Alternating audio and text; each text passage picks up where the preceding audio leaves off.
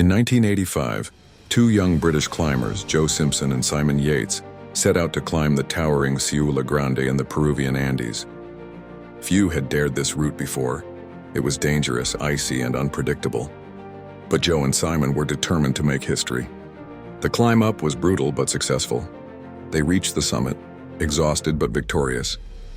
Yet the real danger lay not in going up, but in coming down. On the descent, disaster struck. Joe slipped and fell, shattering his leg. High in the mountains, far from rescue, it seemed like the end. Simon, desperate to save his friend, tied himself to Joe and lowered him down inch by inch. For hours he pulled with all his strength, refusing to abandon Joe. But then a storm hit. Joe was lowered over a cliff edge, dangling in midair, and Simon couldn't pull him back. The rope dragged Simon toward the edge. If he didn't act, they would both die. With an agonizing decision, Simon cut the rope.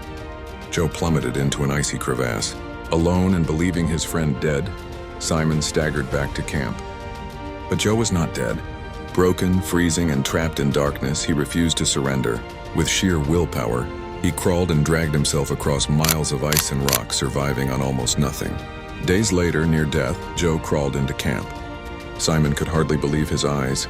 His friend had survived the impossible. The moral of the story. Joe Simpson's story reminds us that even in the darkest situations, when everything seems lost, the human spirit can fight back against impossible odds. It is courage, resilience, and the refusal to give up that turn ordinary men into legends. Share this story with others. Follow and like for more. God bless you.